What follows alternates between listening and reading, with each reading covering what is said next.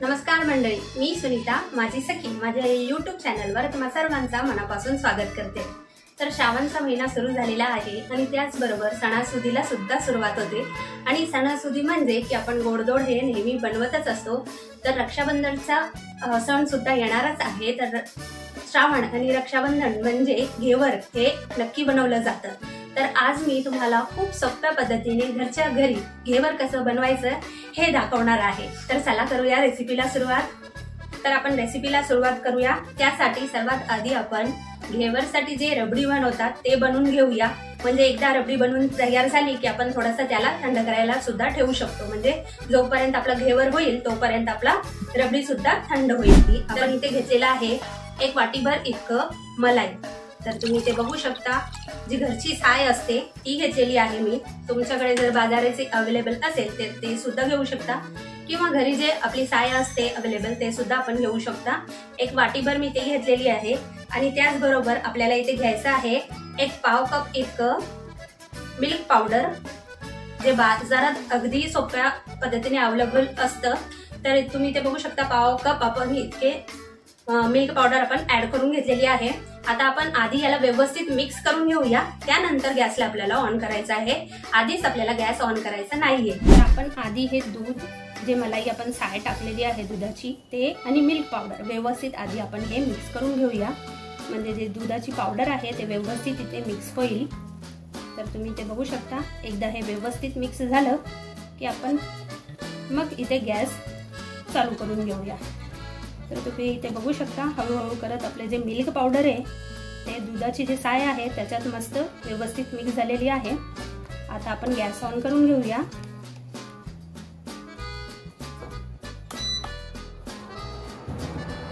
तर मी इथे gas on करून घेतलेला आहे।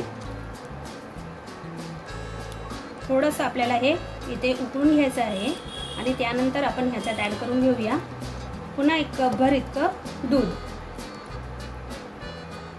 थोडासा मिल्क पावडर थोडीशी इथे दाट झाली पाहिजे।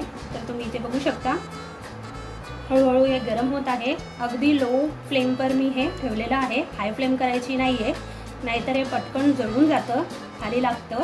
म्हणून लो फ्लेमवर आपल्याला हे ठेवायचं आहे आणि व्यवस्थित मिक्स करत राहायचं, असं ढवळत राहायचं। त्याचबरोबर इथे कपभर इतकं म्हणजे 1 वाटी इतकं पण दूध सुद्धा इथे ऍड करून घेतलेलं आहे।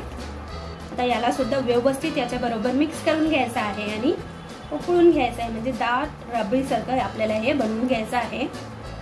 थोडंसं याला उकळी आली की त्याचबरोबर आपण ह्याच्यात साखर सुद्धा ऍड करून घेऊया। जर तुमच्याकडे कंडेन्स मिल्क असेल तर ते सुद्धा तुम्ही वापरू शकता। कंडेन्स मिल्कने त्याची जी चव आहे अजून वाढते, म्हणजे रिचनेस वाढते क्रीम। तर तुम्ही इथे बघू शकता व्यवस्थित आपल्याला हे ढवळत उकळून घ्यायचं आहे, म्हणजे दाटसर अशी रबडी आपल्याला तयार करून घ्यायची आहे। आता आपल्याला ह्याची उकळी काढून घेऊया आपण। तुम्ही इथे बघू शकता व्यवस्थित छान उकळी आलेली आहे। दूध आणि मिल्क पावडर आणि दुधाची जी साय होती ते व्यवस्थित मिक्स सुद्धा झालेली आहे। तुम्ही इथे बघू शकता अजून आपल्याला हे 5 मिनिटं उकळून घ्यायचं आहे, म्हणजे दाट रबडीसारखी आपल्याला हे करून घ्यायचं आहे। त्याचबरोबर आपण इथे पाव कप इतकं साखर ऍड करून घेत आहे।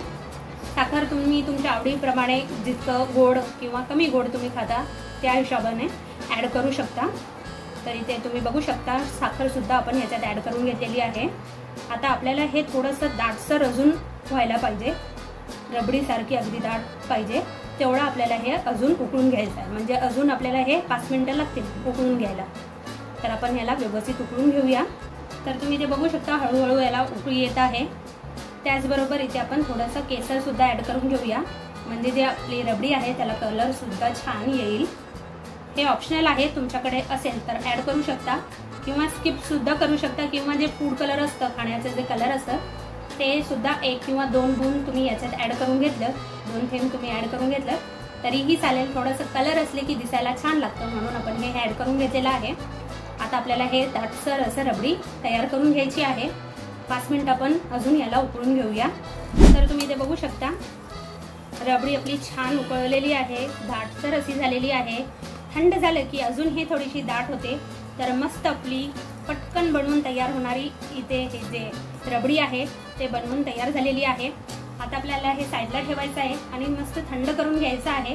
आता आता आपण घेवरसाठी जे बॅटर लागणार आहे ते आपण बनवून तयार करून घेऊया। अगदी सोप्या पद्धतीने पटकन बनणार आहे।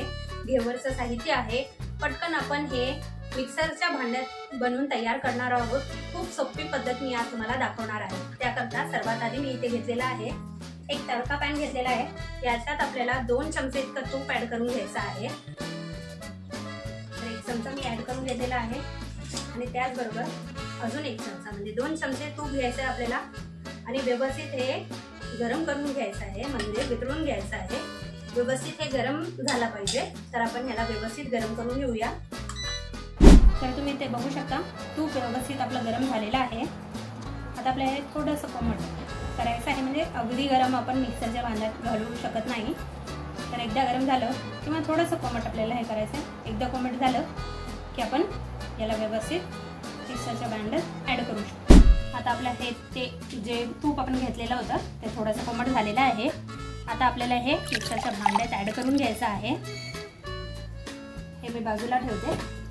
त्याचबरोबर आपल्याला ह्याच्यात थंड दही ऍड करून घ्यायची आहे। तर इथे मी दही घेतलेली आहे। 2 चमचे इतके आपल्याला दही याच्यात ऍड करून घ्यायचं आहे आणि आपल्याला हे मिक्सर मध्ये व्यवस्थित फिरवून घ्यायचं, म्हणजे याची मस्त छान अशी पेस्ट करून घ्यायची आहे।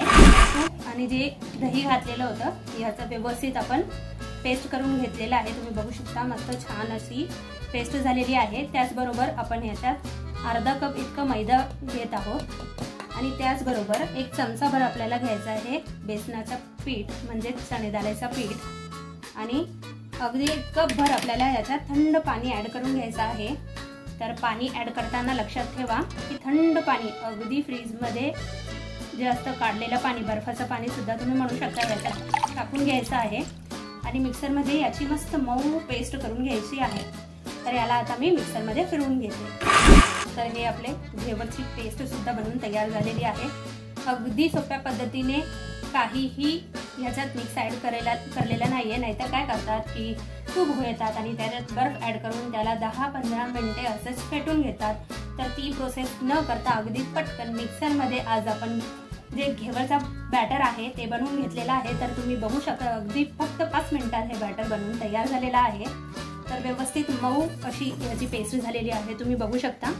त्याला आपण आता एका बाउलमध्ये काढून घेऊया आणि लगेचच आपल्याला घेवर करायला सुरुवात करायची आहे। तर चला सुरुवात करूया। तर घेवरसाठी इथे तूप मस्त गरम झालेलं आहे।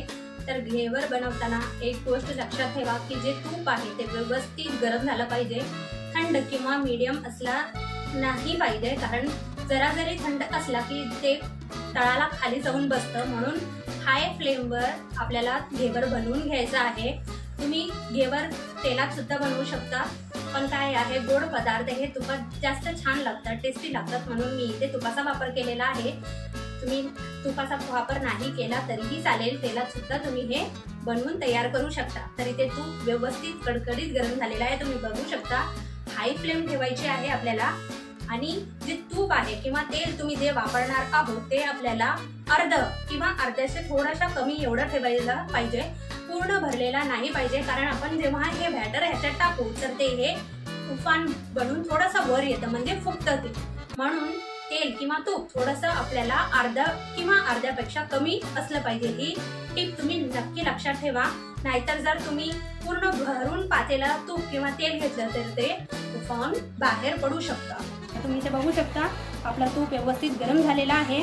आता आपल्याला असं चमच्याच्या मदतीने मधोमध असं सोडायचं आहे। तर तुम्ही बघू शकता मस्त जाळी पडत आहे। एकदा ते वाफ इथे येत आहे ते झाली की पुन्हा आपल्याला चमच्याच्या मदतीने हळूहळू मध्ये हे सोडायचं आहे। फ्लेम हाय ठेवायची आहे आणि हळूहळू करत आपल्याला हे सोडून घ्यायचं आहे। तर तुम्ही ते बघू शकता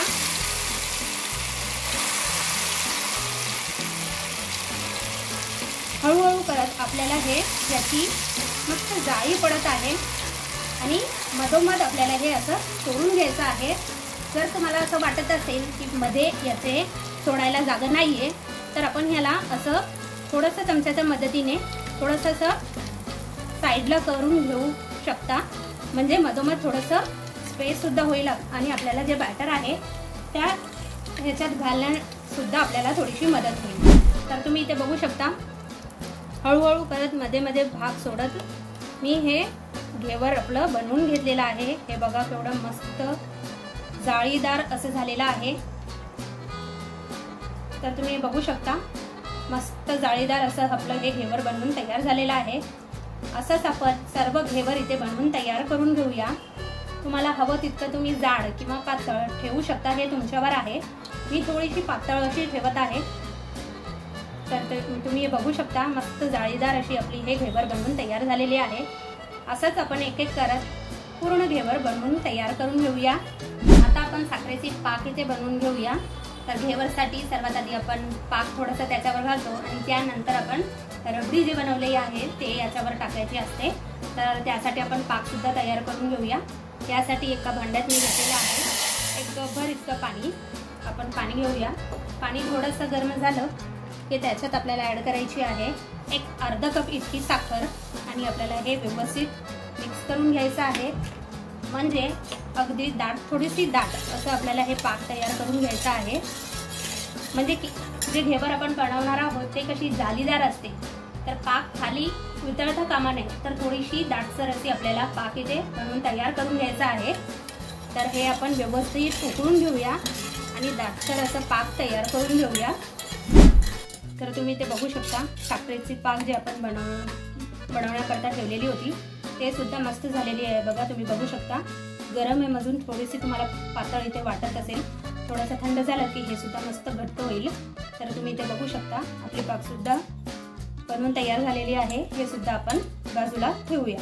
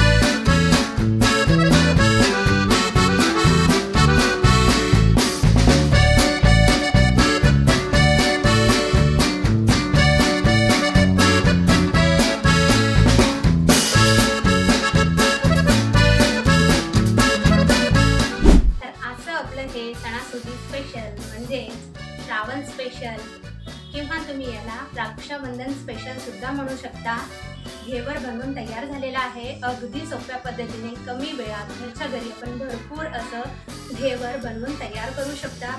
तर कशी वाटली आजची ही रेसिपी कमेंट करून नक्की कळवा आणि ही रेसिपी तुम्ही सुद्धा एकदा नक्की घरी ट्राय करा।